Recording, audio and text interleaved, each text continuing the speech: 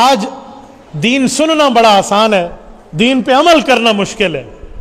میری ماؤں بہنوں، جو پردہ ہے نا اسلام میں، یہ بھی حضرت عمر فاروق کی خواہش پہ اترا تھا۔ پردے کے احکام، آپ کہیں گے کیسے؟ اس وقت ابھی پردے کا حکم نہیں آیا تھا۔ حضرت عمر رضی اللہ تعالیٰ عنہ آ کر نبی پاک کی خدمت میں عرض کرتے، یا رسول اللہ، میرا جی چاہتے ہماری خواتین پردہ کر کے آئیں۔ نبی پاک صلی اللہ علیہ وسلم کے شروع کے دور میں خواتین بھی آیا کرتی تھی مسجد میں، تو فرمایا پردہ کر کے آئیں۔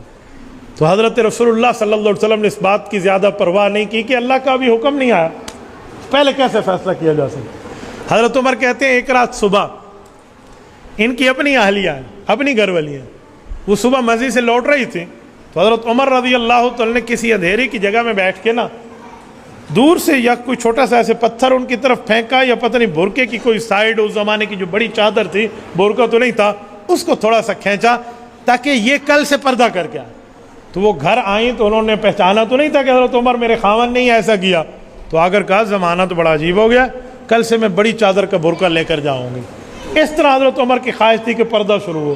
یہ معاملات ہوئے اور ادھر سے پردے کی آیات قرآن بن کے حضور پاک پہ نازل ہو گئی۔ آج ہم عمر فاروق کے یوم شہادت پہ بیٹھے تو بات کر رہے ہیں، یہ پردہ بھی تو حضرت عمر فاروق رضی اللہ عنہ کی سوچ پہ اللہ نے اتارا ہے۔ آج خواتین اسلام میں اگر یہ پردہ عام ہو جائے نا، یہ پردہ جیسے حکم ہے، یقین مانیے آدھے سے زیادہ معاشرے میں امن ہو۔ آج ہمارے ہاں جو فحاشی کے دروازے کھلے ہوئے ہیں نا، اس کی وجہ بے پردگی ہے۔ امیر شریعت سید عطاء اللہ شاہ بخاری رحمۃ اللہ علیہ ملتان میں بیٹھے تھے، ایک شخص نے آ کر کہا، امیر شریعت، عورت اور مرد یہ گاڑی کے دو پہیے ہیں، ان کو برابر برابر چلنا چاہیے۔ حضرت امیر شریعت نے فرمایا، پہیے تو ہیں لیکن گاڑی کے نہیں، سائیکل کے، ایک آگے چلے ایک پیچھے چلے۔ تو کب برابر کی بات یہ تھوڑی ہے کہ مرد کی طرح عورت بھی بے پردگی سے باہر آئے۔ تو انہوں نے کہا حضرت میں کچھ سمجھا نہیں۔ تو کہا میں ابھی سمجھائے دیتا ہوں۔ اس زمانے میں جیب میں کوئی آنا دو آنے تھے، وہ نکالے، فرمائے جاؤ لیمو لے آؤ۔ وہ لیمو لے کر آیا، حضرت نے اس کے سامنے بڑے لجاجت سے یوں لیمو کو کاٹا، اس کے دو ٹکڑے کیے، دونوں پر نمک لگایا، اور وہ دیکھتے ہوئے اس کے منہ میں پانی آ رہا، تو سمجھے ایک مجھے دیں گے۔ حضرت بڑے مزے سے اس کے سامنے دونوں خود ہی کھانے لگے۔ تو اس کے منہ میں بڑا پانی آ رہا تھا، سی سی کر رہا تھا۔ تو حضرت نے جب لیمو استعمال فرما لیا، پوچھا بھائی تجھے کیا ہو گیا؟ انہوں نے کہا حضرت کچھ نہیں۔ کہا نہیں تو سی سی کیوں کر رہا ہے؟ کہا جی حضرت میرے منہ میں پانی آ رہا ہے۔ کہا کیوں؟ پیسے میرے، منگوایا میں نے، کاٹا میں نے، نمک میں نے لگایا، کھایا میں نے، تیرا کیا واسطہ؟ تیرے منہ میں پانی کیوں آ رہا ہے؟ انہوں نے کہا جی نبو اگو کھادا وجہ تو منہ پانی تو آندہ ہے نا، تو منہ میں پانی تو لیمو دیکھ کے آئے گا۔ فرمایا جب عورت بے پردگی سے باہر نکلے گی پھر فحاشی کے دروازے یوں کھلیں گے۔ تو میرے دوستو ہمیں کچھ سمجھنا چاہیے، اس پہ کچھ سوچنا چاہیے۔ ہماری ذمہ داری ہے ہم گھر میں جا کے بڑے پیار سے، بڑی محبت سے، بڑے احترام سے سمجھیں۔ ہم تو یہاں دین کی باتیں سننے کے لیے آ جاتے ہیں، ہم جمعے میں بھی آ گئے، بیان میں بھی آ گئے، شب جمعہ میں بھی چلے گئے، لیکن ہماری خواتین تک مسائل پہنچانا بھی ہماری ذمہ داری ہے، اپنے گھر تک باتیں پہنچانا بھی ہماری ذمہ داری ہے۔ اگر کپڑے صحیح استری نہ ہوں اور میں اپنی بیوی پر غصہ کر لیتا ہوں تو نماز میں سستی ہو، تب بھی تو مجھے گھر والی کو سمجھانا چاہیے، تب بھی تو مجھے اپنی بیٹی کو سمجھانا چاہیے، تب بھی تو اپنی اماں کو سمجھانا چاہیے، تب بھی تو اپنی بہن کے لیے مجھے کچھ سمجھانے کی بات ہے۔ تو یہ آپ کی بھی ذمہ داری ہے، ہماری بھی ذمہ داری ہے۔ آج ڈائریکٹ میری آواز خواتین تک جا رہی ہے، تو میں انہیں بھی آج کے دن کے حوالے سے بات سمجھانے کے لیے کہوں گا کہ ہمیں سب سے پہلے اس چیز پہ توجہ دینی چاہیے۔ اس کے بعد نماز بھی ہو سکے گی، اس کے بعد روزہ بھی ہے، اس کے بعد حج بھی ہے، سب کچھ ہے۔ حدیث پاک میں عورت کو باپردہ بتایا گیا۔ آپ کو ایک جملہ سمجھانے کے لیے کہتا ہوں، سنیں، توجہ رکھنا ذرا، میرا جملہ ضائع نہ ہونے دینا۔ دل کی تختی پہ تعویذ بنا کے اپنے کان کے راستے سے دل تک پہنچانا۔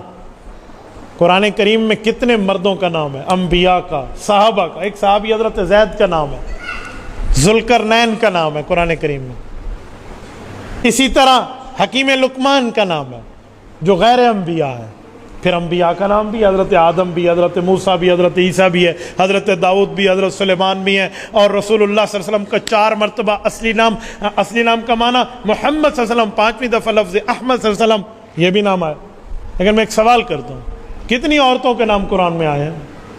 کیا اماں حوا کا نام قرآن میں ہے، جو اس دھرتی کی خواتین میں پہلی خاتون ہے، اس دھرتی پہ دوسرے نمبر کا انسان ہے اور پہلی خاتون ہے؟ کیا اماں حوا کا نام قرآن میں ہے؟ جی نہیں ہے۔ ایک نبی کی بیوی ہے، ایک نبی کی ماں ہے، حضرت شیشہ علیہ السلام کی، اب ان کا نام قرآن میں کیوں نہیں ہے؟ چلو آگے چلتے ہیں۔ نوح علیہ السلام کی بیوی کا نام قرآن میں، آگے آئیے۔ حضرت ابراہیم علیہ السلام کی بیوی کا نام قرآن میں، جی نہیں۔ حضرت اسماعیل علیہ السلام کی بیوی کا نام، جی نہیں۔ حضرت موسیٰ علیہ السلام کی بیوی کا ذکر آیا ہے، صفورہ نام نہیں آیا قرآن میں، کیوں؟ فقال لأہلہم امکثوا انی آنست نارا، نام نہیں آیا، گھر والے، اتنا لفظ آیا۔ الا عجوزا، بزرگ خاتون، اس طرح کے نام آئے پر نام نہیں ہے، سوائے ایک عورت کے جس کا نام حضرت مریم علیہ السلام، حضرت عیسیٰ علیہ السلام کی والدہ مکرمہ۔ کیوں؟ صرف ان کا نام، نہ رسول اللہ کی امی حضرت آمنہ رضی اللہ عنہ کا نام نہیں ہے۔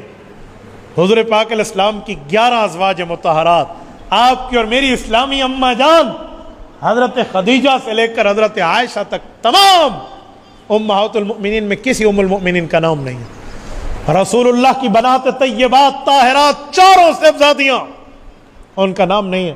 حضرت زینب، حضرت رقیہ، حضرت ام کلثوم، سیدہ فاطمہ رضی اللہ عنہن۔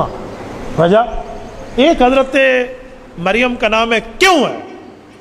اس کی ایک ہی وجہ ہے، حضرت عیسیٰ علیہ السلام کو رب نے بغیر والد کے پیدا کیا، لوگ سمجھنے لگے یہ اللہ کا بیٹا ہے، تو رب کریم نے اس برے عقیدے پر رد کرتے ہوئے فرمایا ذالک عیسی ابن مریم، یہ مریم علیہ السلام کا بیٹا ہے، اللہ کا بیٹا نہیں۔ اور ظالمو، رب بغیر باپ کے پیدا کر سکتا ہے، تم نے نہیں دیکھا حضرت آدم اور اماں حوا بغیر باپ کے، بغیر ماں کے پیدا، یہ آیت اتری ہے صرف شرک کے عقیدے پہ نفی کے لیے، توحید کے عقیدے کی اثبات اور مضبوطی کے لیے خاتون کا نام لیا گیا، ورنہ پورے قرآن میں خواتین کا نام نہیں ہے۔ اس سے پتہ چلا عورت کے نام کا پردہ ہے۔ آج ہمارے یہاں عورت کے چہرے پہ پردہ کی بات ہو رہی ہے، اجی چہرے کا پردہ ہے یا نہیں ہے؟ میں نے ایک آدمی کو کہا نہیں چہرے کا کوئی پردہ، پیر دا پردہ، پیر دا، پاؤں کا پردہ ہے۔ خدا کے بندے، وہ پردہ ہوتا ہی چہرے کا، تو ہمیں سنا رہا ہے جی چہرے کا پردہ ہے یا نہیں ہے؟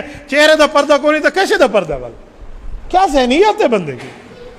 تو اصل تو یہ پردہ جس کو ہم سمجھنے کے لیے معاملات میں تیاری نہیں ہے۔ تو میرے دوستو، ہمیں اس کی بھی کچھ فکر کر